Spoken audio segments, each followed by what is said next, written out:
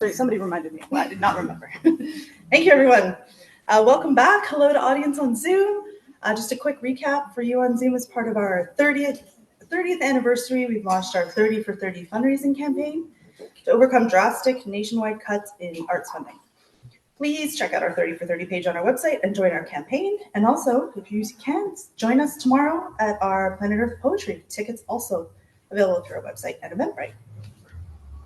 Well, good. Yes, basket's going around. Thank you. Okay, it's now my pleasure to welcome Joseph Kidney. Originally from BC, Joseph Kidney won a National Magazine Award and ARC's Poem of the Year. His poems appear in Best Canadian Poetry and are forthcoming in the Iowa Review. His debut is Devotional Forensics with Icehouse Poetry 2025. He's a lecturer at Stanford University, where he completed his PhD. Come on up, Joseph.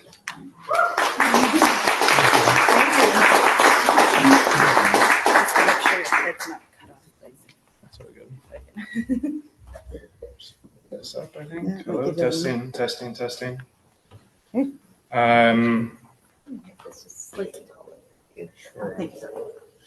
Hello, everyone. Thank you very much for coming out. Thanks to everyone who has already read. I'm very happy to be here. So I'm going to read a few poems from this book of mine, a first book that was published last year in March. And then I'm going to read some poems that I've written since then. So this is the first one. It opens up the book. It's called A Ghost of Him That Lets Me. I have never known who does the letting in such commands as let there be light, as if the world were not so much made as allowed, in a kind of prayer to nothing, which must, shadowed into synonym, look a lot like mourning, like lamentation. Sunlight apparently takes about 8 minutes to travel from its explosion to the act of turning Earth into an answer.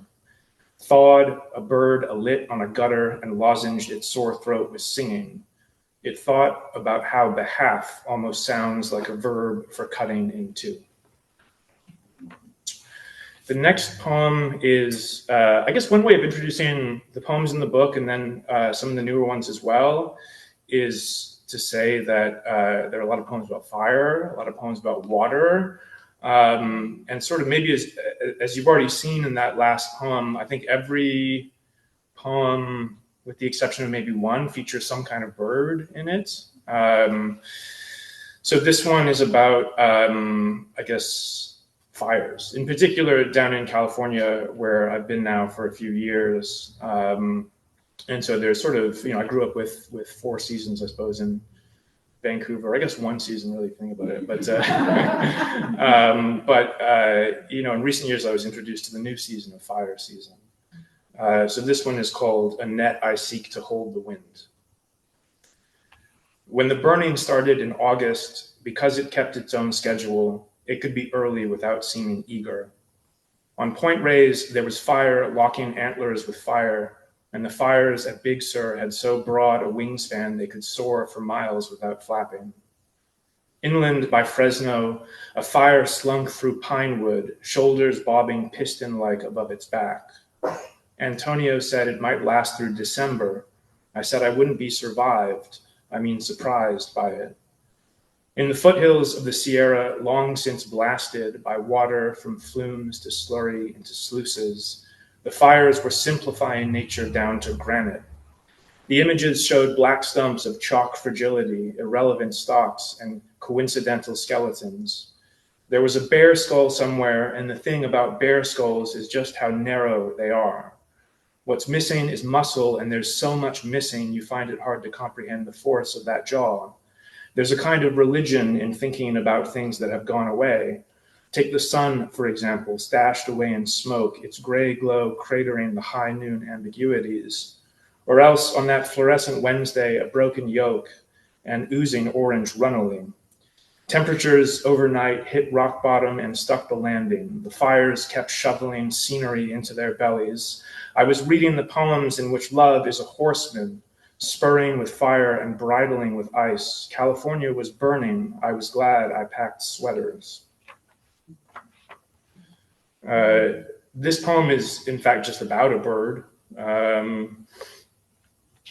It's called An Egret in the East Bay. Somewhat like a snake with an extra dimension, the egret in a leggy slither stalks the salt marsh. An almost burglarizing tiptoe leaves a trail of circles on the skin-shallow water. Sometimes it is caution more so than strength, or a strength raised up to the level of patience upon which the struggle hangs before it hinges. So the egret on its knee-high ankles, tucked into a clutter of cordgrass, waits, then creases, bulges, crests, and breaks, and pulls up a stickleback, wriggling in the beak and testing the torque on the neck. Imagine fishing, but also being hurled through a windshield, face first, prehensile. Hunched and swallowing, the egret stabilizes by example by showing the water how to shatter in reverse, how the aftermath counterfeits all too easily the quiet of gathering violence until you cannot distinguish grieving from conspiracy. As if summoned, the egret straightens, then bows like a tall man entering a low-ceilinged room, and hesitating, speculates, then detonates into flight.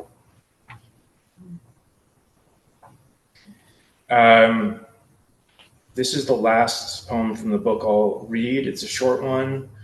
I used to do a thing where I would pre-prepare banter, but then I could never deliver it with conviction. And so I was wandering around today. And I was going to say, because I have so many nice memories of coming to Victoria when I was a child, I was going to open by saying, I'm going to read a bunch of short poems in honor of miniature worlds. But then this would have been one of those short poems. So this is about a place on the coast. It's called Maury Point. Knowing the sea mostly as a receiver of the sun instilled a certain confidence in water. The light was like the strength implicit in muscle, obvious but covered. Cormorants, each the crotchet squiggle of a quarter rest, huddled on the shat-white rocks. Pelicans hung their DeLorean wings on the salt winds. What could be stranger than looking from a cliff at animals flying beneath you? Perhaps the dead observe the living this way, from a fixed elevation, mulling the jump from one death to another, a rain that sows April into the air. Waves, to me, have always looked like the ocean petting the beach. There, it consoles. Here, I approve. As in, it's clear who domesticated who. So now I'll read a few newer ones. I don't exactly know how these are gathering themselves into a collection, but I have some idea that they're poems influenced by country western music, I suppose, in a way. And the western part of Canada and the United States of America. Sometimes they're not, though.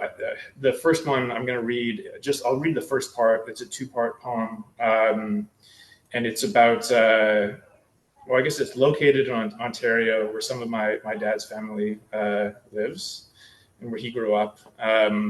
So this is part one of a poem called The Weeping Bed, and it says Wellesley, Ontario. That, she tells me, is the weeping bed, a gut of turf shagged with mugwort, masted with goldenrod, flowers irrigated by sewage from the septic tank. There are things that would contrast with beauty if they did not also form it, though some would say that makes the contrast greater. Listen, horses nickering in the paddock. Last spring, the barn cat who vanished, the woods, they said, was found behind a hay bale, a body that would not freeze again being so waterless. I asked about burial and was told the manure pile. Around then, my cousin on the Ram rodeo tour had his backbone accordioned, still in the bucking chute, a beast that would have no burden but the sky. My aunt corrects me on the subject of horses. We're supposed to say started, not broken.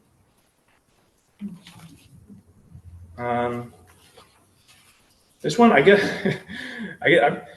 feel like, I don't know how I think about country music, but I feel like it's often now, especially a lot of new country music, is very sort of conservative and racist. But I think about it in its sort of older forms as really being about suffering, and that sort of thing.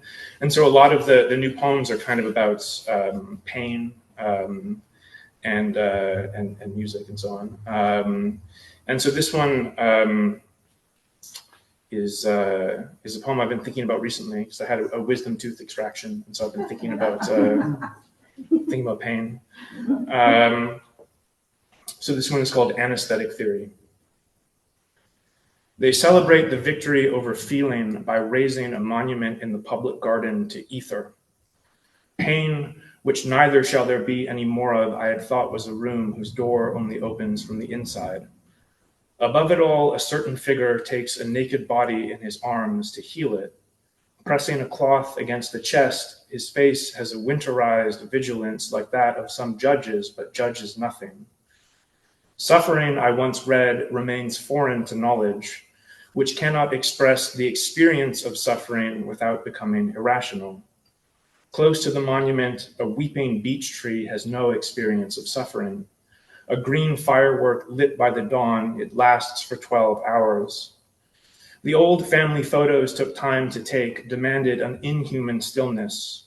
There are portraits where the least ghostly child, the one with no crimped aura of restlessness, is the child whose passing occasioned the photograph. There are parts of my life I have angled towards the wall. At the dawn of anesthesia, the surgeons rejoiced, not over the end of pain, but because their procedures would no longer require physical restraint.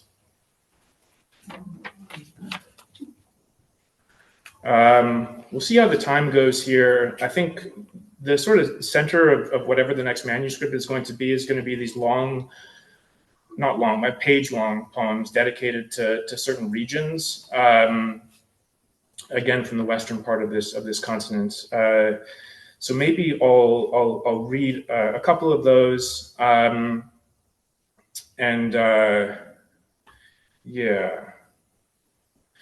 I was going to say something else, but now I forget. That's okay. I guess some of these poems I've never read out loud before, so I'm also testing them out to see how they work, and if it's that thing when you're reading a poem that you're not sure of yet, if you feel like a greater than usual embarrassment at any moment, it's like a good indication for a place to revise. So this one is called Wyoming by Moonlight. Someone asked to describe the territory said indecision. 1 minute you were walking on the surface of the moon, and then you found yourself in Genesis. At the Elk Refuge Inn, where every room has a view, there is no vacancy. I ran through the sage flats, raving about the empty bed in my windowless heart. How much harm has been done by those who are in the wrong but angry enough to not be scared? Up on Heart Mountain, purple asters draw selenium from limestone, democratize the toxin, give cattle and sheep the staggers, people dish rag organs. But pronghorn can stomach it, an animal so much quicker than anything else around, its pace is taken for a record of long extinct pursuers. In what ways, I wonder, have I adapted to contend with forces that have disappeared? Discarded velvet hangs from antlers in a negligee of gore. The wind, which no man can trank or track, progresses down aprons of granite, through clotbur and phlox, the always and sudden, like some tirade of joy that goes about the labor of humiliation. In a downwarp, the river is buffering, a river with a name only loosely fastened to it.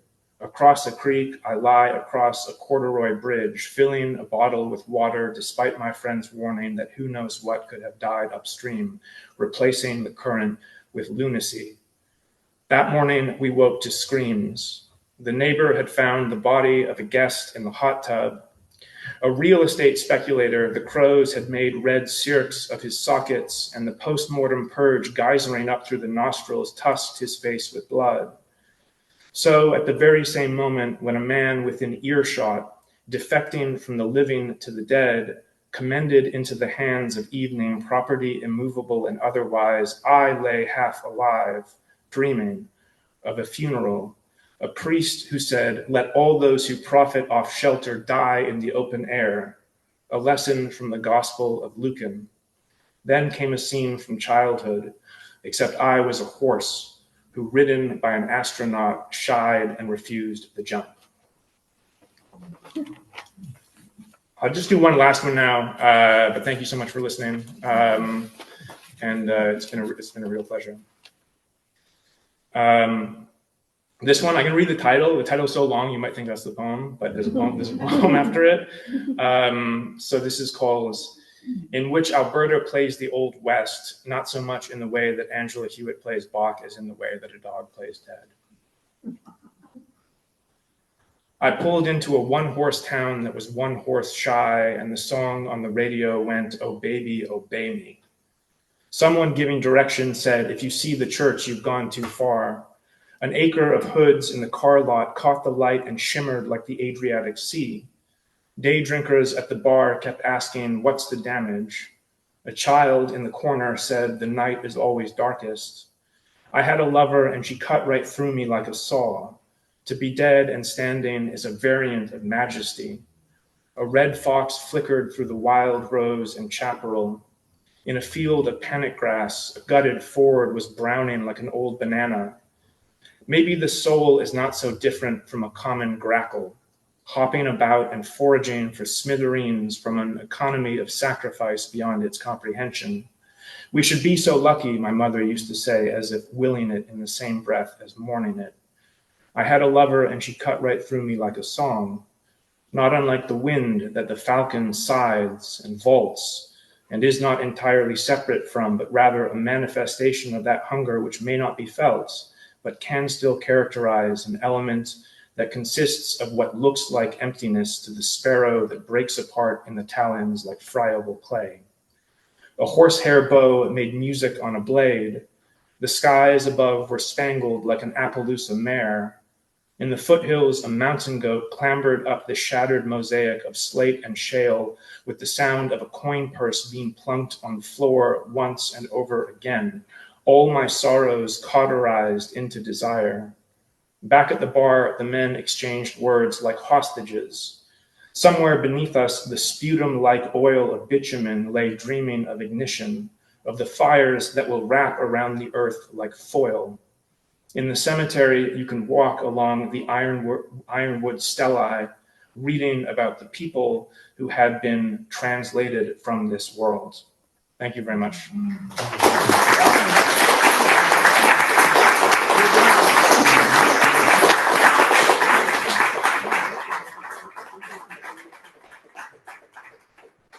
Thank you very much, Joseph. Okay. All right. Now it's my pleasure to welcome Colin Morton, an award winner for poetry, fiction, and film. Colin Morton grew up in Alberta and lives on traditional Algonquin territory in Ottawa. His previous books include The Cabbage of Paradise, The Mers Book and Other Poems, Coastlines of the Archipelago, and The 100 Cuts, Sitting Bull and the Major. Please welcome Colin.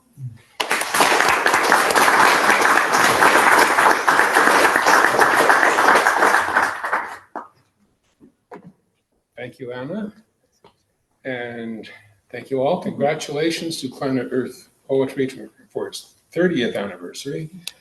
As I recall, I first read at Planet Earth about 20 years ago. So I'm bringing today, and welcome on Zoom to my recent book, Scar Atlas, which is mostly short poems on those timeless subjects of, love and community and art and mortality and so on. I put at the beginning of the book, though, a series of observations and comments on the continuing cascading catastrophes of our age.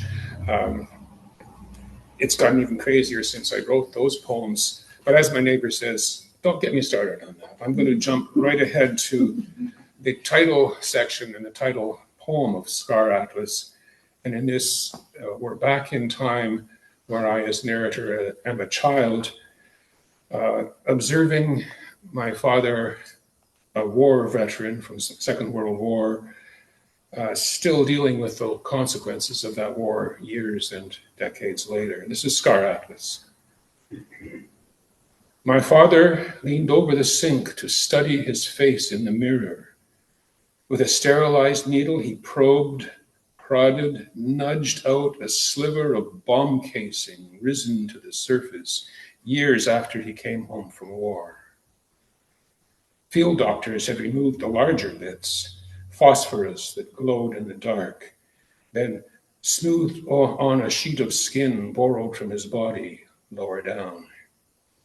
And when the patient regained his sight, sent him back to the battle. As he lay on the sofa watching TV, his legs across my lap, I traced a route with my fingers on the map of shrapnel scars that pitted his shins. He watched in silence scenes of war staged as heroics on the screen, never spoke of his wounds, said only that the scars no longer hurt. There's more of that nature in the book, including death of parents, but to make a long story short, I'm just going to read this one.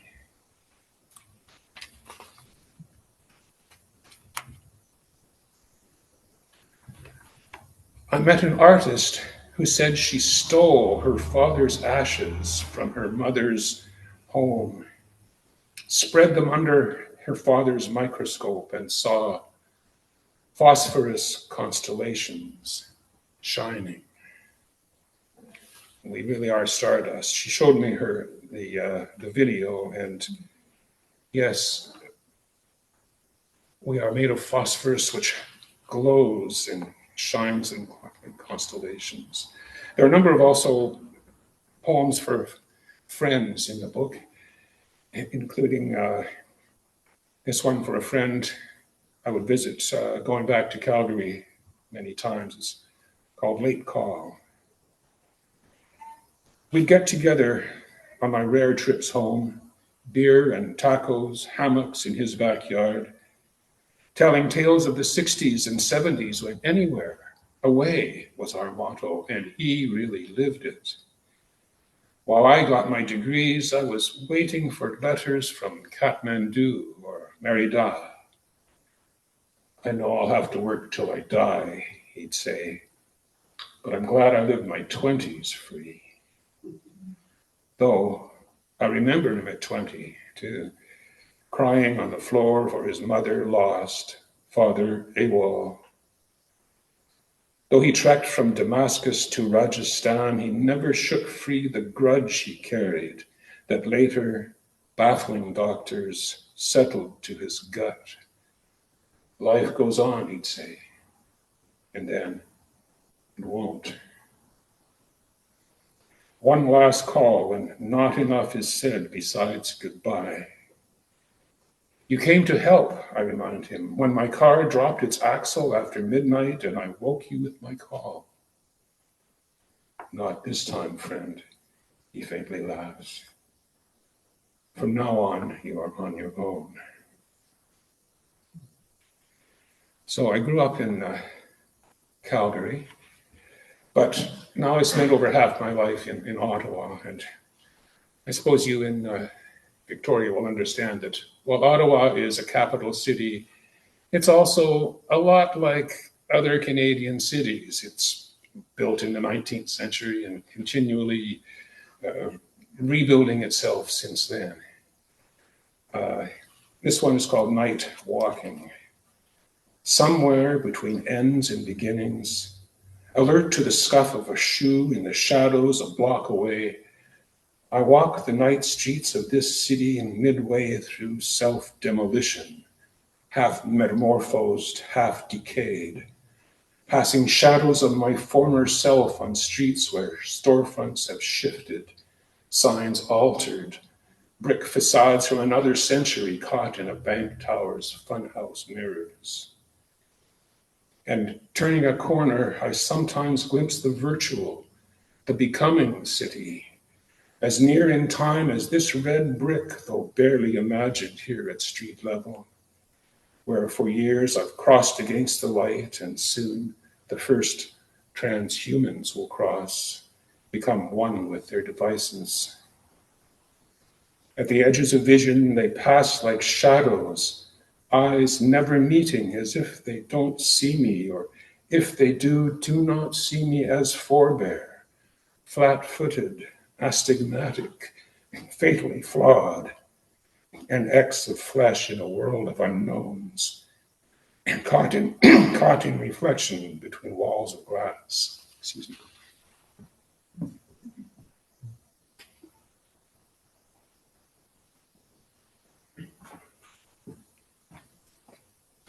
So yeah, it says,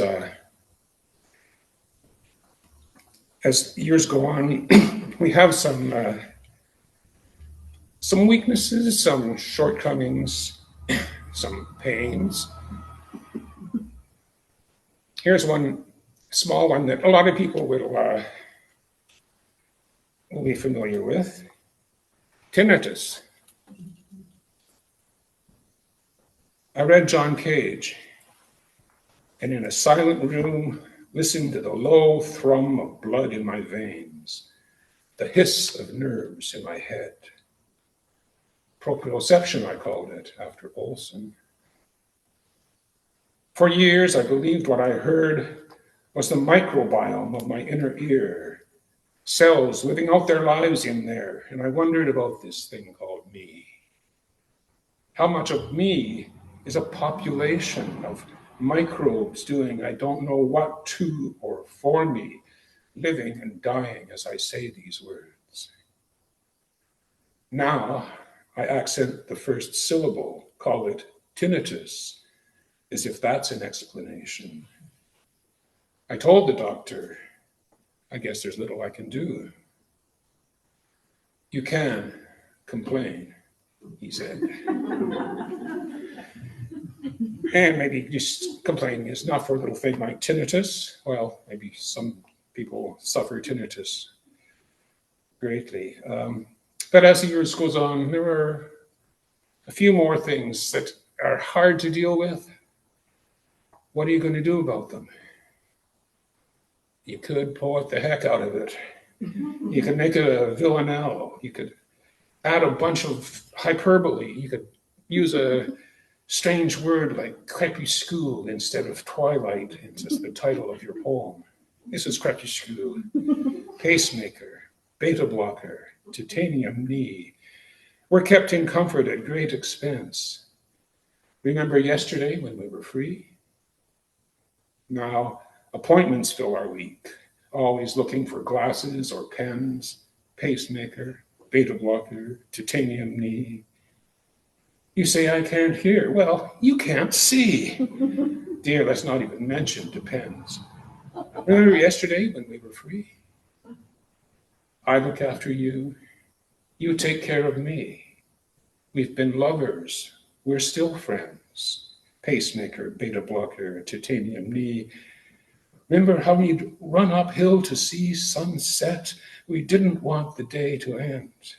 Pacemaker, beta blocker, titanium knee. Did we even know when we were free? There are also a few pandemic poems. How could there not be in the book? However, again, I was fortunate to be locked down with my wife and companion for my lifetime, Mary Lee, who you've heard from already. And besides writing poetry, she also plays piano. And she decided she was going to play and learn some music by Eric Satie. Satie's Nociens is the title of the poem. Beginning the lockdown, she said she would play the Nociens each day until the plague passed and real life resumed. Now it's nearing day 400. She's quarantined and the ICUs are full. Still, the light play of fingers on keyboard brings a few moments peace to her day. It's spring again. She opens her window and spreads the music's calm composure over the socially distanced street. Another thing that Mary Lee and I did during the pandemic, I still do actually, is watch those archaeology shows. It's fascinating to see what is dug up and what can be found out about the way people lived. And well, you look at it for a while and realize that before too long, we're going to be buried like that. And maybe someone will come along and try to figure out what our lives were like from the remains. Well, this is called remains, actually. If in some distant age an archaeologist unearths your bones and studies your split sternum, well knit after surgery, the report will conclude you must have been a queen, or else your culture so cherished life no effort was spared to save each one. Blessed like no other, scholars will write. We never said die, never despaired. The bones will not show your fears or regrets, let alone your age's apocalyptic prophecies, its spectacles of death. So here we are back at the cascading crises. I don't want to leave it at that, though. I guess one of the great joys of privileges of living so many years is that you might get to see your grandchildren have children. And so this is an old poem, but I'll dedicate it to all the newcomers, the newborn, the arrivals. It's called L'Arrivée. Vive, alive, arrival, arrivée. Alive, a river, ever, re-arriver, realive, ever, l'arrivée. Arrival, alive, viva, vie. Thanks for listening.